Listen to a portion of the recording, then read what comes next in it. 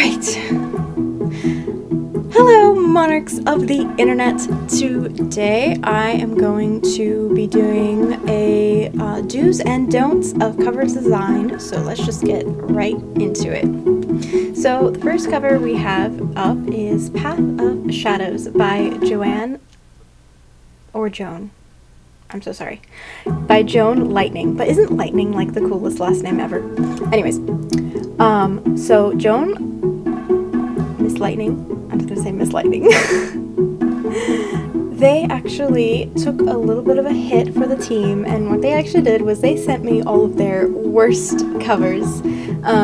So that's why this one isn't quite the best, but it's really not that bad. There are some virtues to it, and I just think that it would be better to explain the don'ts before I explain the do's, because they kind of intermingle into each other. So what we have here is, you can see the title, Path of Shadows, and the good thing about that title is that it's very defined. The title itself really sticks out as it is one of the lighter pieces. The other lightest piece is the center of the face, which is a great focal point. And because as human beings, we tend to register and look for and lock onto faces. So faces and people in general, but especially faces, are a lot of times really good to have on your book cover. And then of course the other generally lightest part is then the author name at the bottom. And I think this is a really good format, having the text at the top, picture in the middle, author name at the bottom. However, I don't really like how they did the face, because it's kind of it disjoins the face a little bit, which wouldn't be bad in of itself. It could be an interesting focal point. But I think there's just too many intersecting lines and too many different things going on. You can also see the symbol in the background, which does have significance to the book. But I feel like it's just a little bit too busy. There's too many tangent lines, and that just means that there's too many lines intersecting at places where you don't want them to intersect, because your eyes are generally drawn to places where lines intersect, and you really don't want to be drawn to the places where these particular lines are intersecting in a little bit wonky ways. Also, I think the face is a great focal point feature. I'm not sure why it's on a cube. I feel like it would have been better just to have a standalone face without all the distortion, and maybe a little bit lighter of the symbol in the background with a little bit more faded, so that there wasn't too many tangents. It's not too bad, but also behind the lettering you can see these kind of harsh lines, and so it's a little bit distracting to the eye, and the eye doesn't exactly know quite where to look.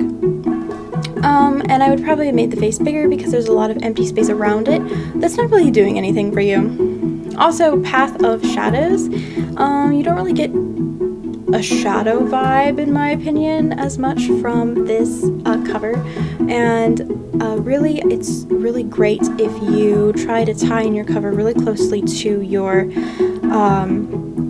title, and I'll show a really good example of that later on as well.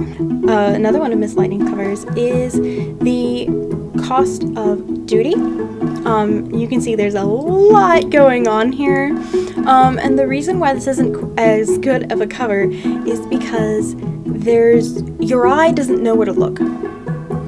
As you can see, the face is actually one of the darkest features compared to the rest of the background, and so your eye isn't drawn to the face as much, and that's really where you want your eye to be drawn, because of faces and human connection.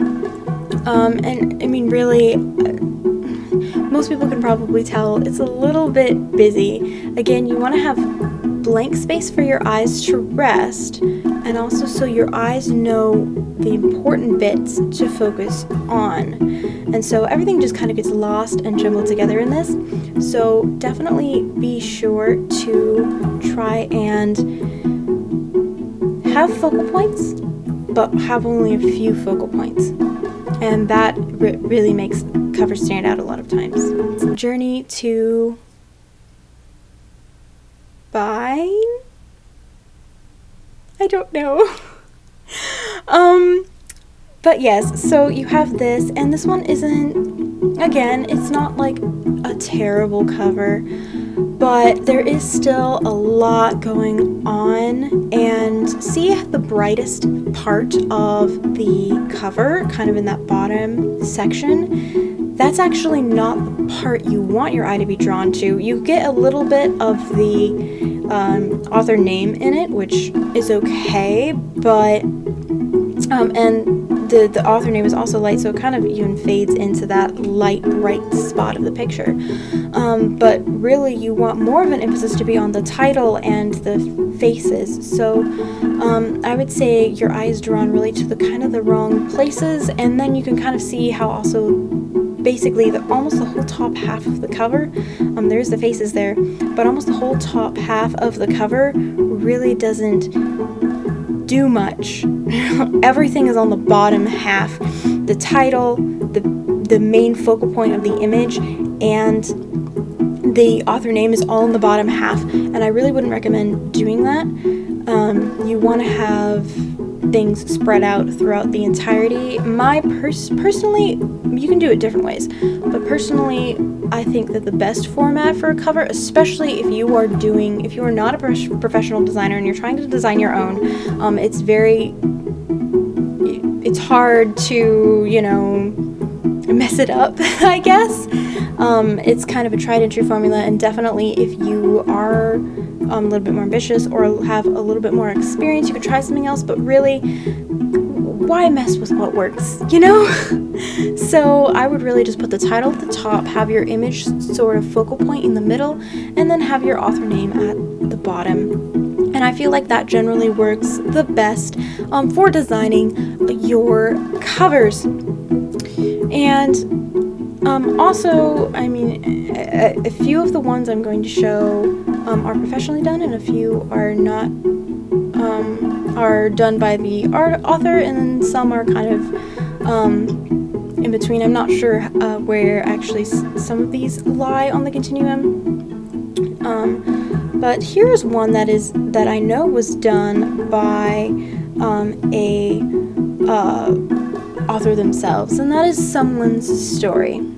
And I actually thought that this was, especially at first glance, it did really capture my attention, and I thought it was really kind of nice. And this is something where I think people have to remember you don't have to have a whole bunch of things to have a nice aesthetically pleasing cover. It's basically just the title and the tree, and then the focal point of the moon at the bottom, and then the author name at the bottom.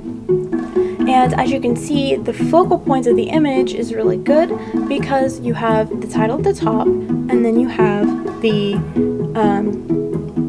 again, the same yellow bright color at the bottom, and it's highlighting the person in the image, and then you have the author name.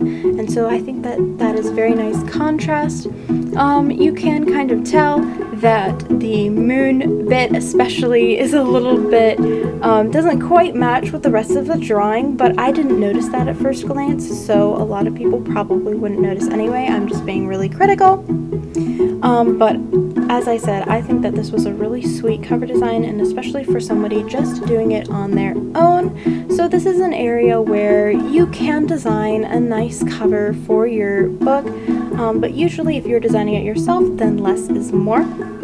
However, there are some things where you really probably shouldn't skirt on when you are doing your passion project, your book. And one of these things when you are publishing your book is editing. And I know as writers, we want to think that, you know, we can do it, you know, we've read it a million times and it's going to be perfect. But we've read it a million times, so I think it can be really helpful to have an outside editor look at your piece. So Katie Language Services offers a wide variety of editing and marketing help, and they have 5 stars on Facebook, and they have lots of great reviews on their website, and you can also check them out on Instagram. And I would definitely recommend checking them out if you are self-publishing and you do not have an editor editor. Editing, I think, is really one place where it can really make your book shine.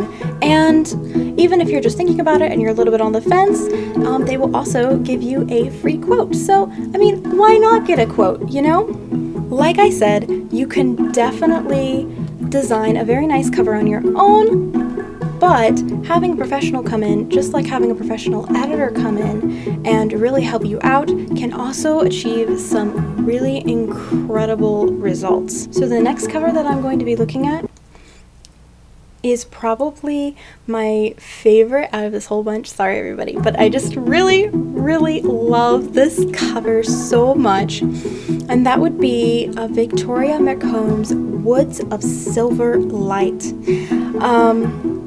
And as you can see, this does not follow the standard that I just laid out, which goes to show you that you don't necessarily have to follow that. However, it's just beautiful. It's beautiful. It's woods of silver light, so it's got the silver and the green and the pop of color in the middle. You don't just have to go with light and dark to give your emphasis. You can also give your emphasis with color.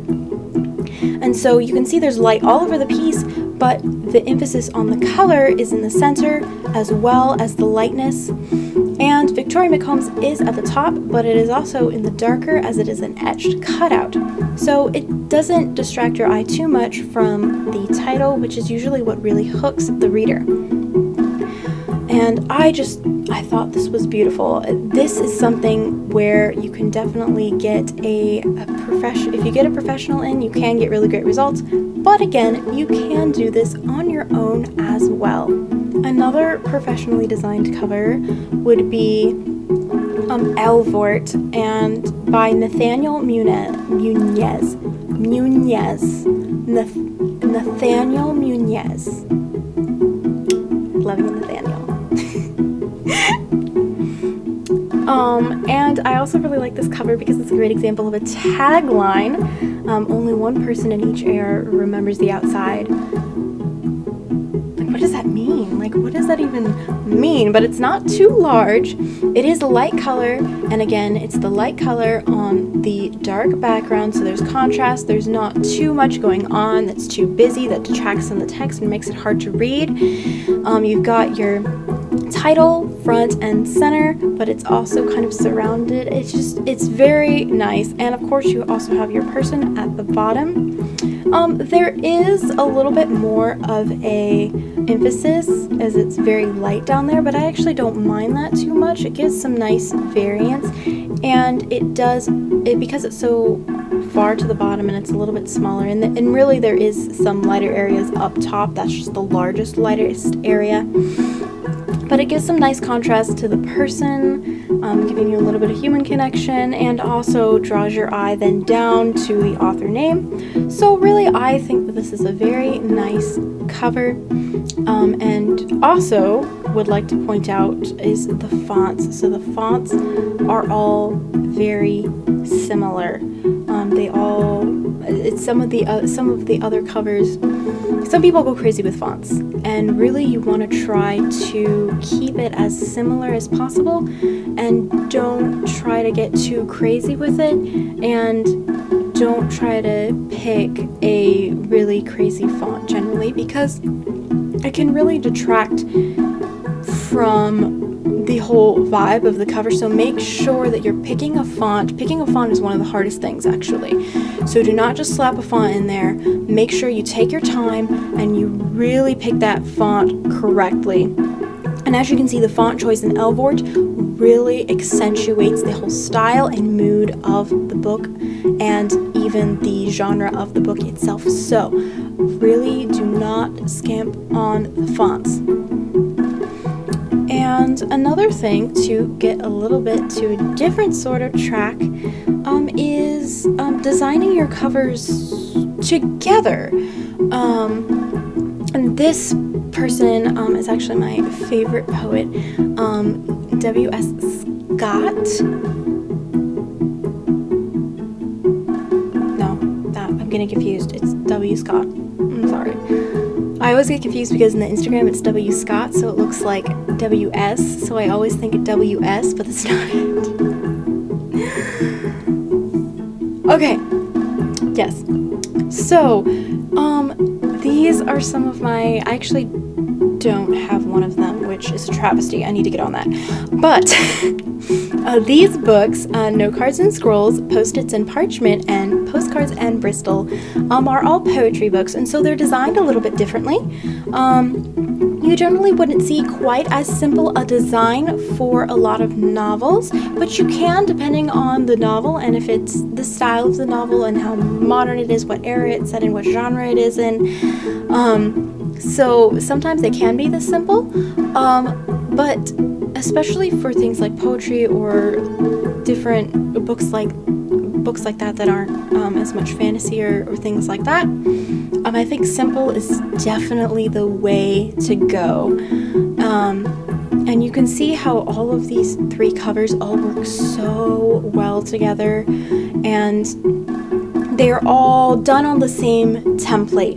And really, even if you're doing a design that isn't quite this simple, designing it on a template is really helpful and to really create a solidarity for your brand. So definitely kind of be thinking ahead, and don't just put that to the wayside. Definitely when you design your first cover, be thinking about if you can use this same sort of design for your next entries. If you have other entries, just something to think about. But I really like these because you have very obvious, it's the same font throughout the whole thing, and even the lines match with the font. So you have Note Cards and Scrolls, for example.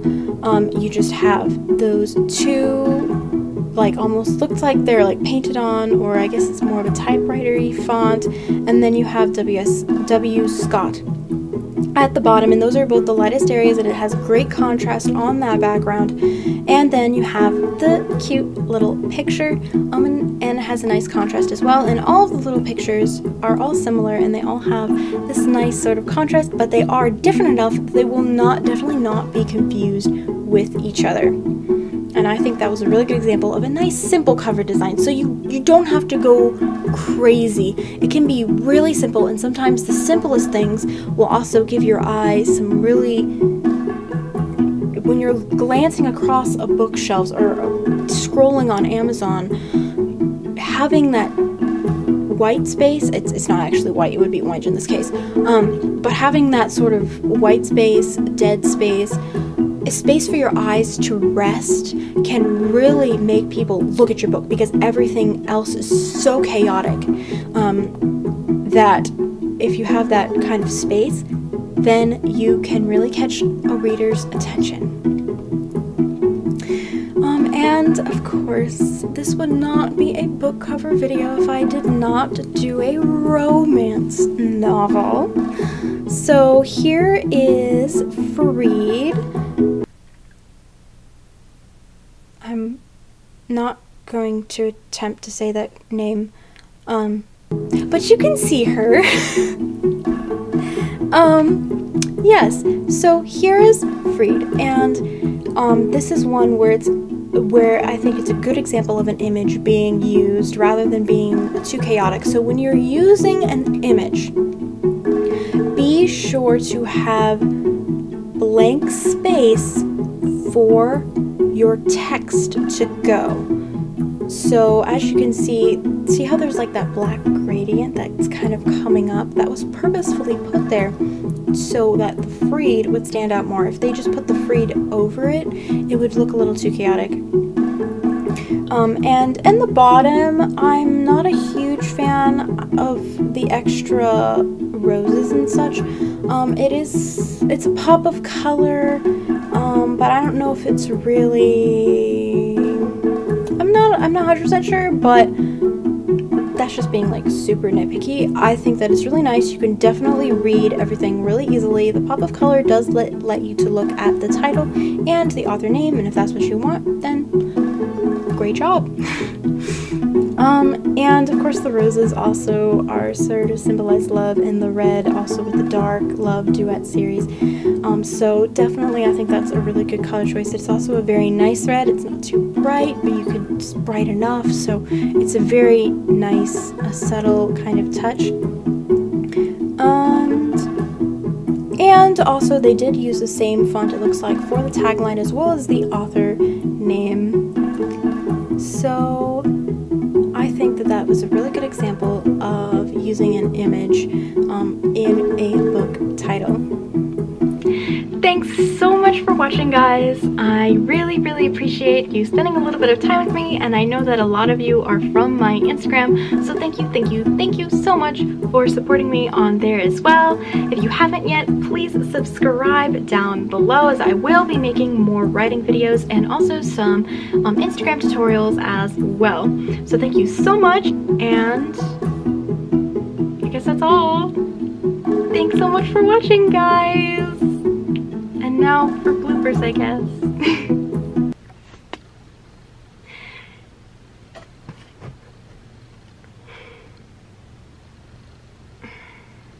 Nope.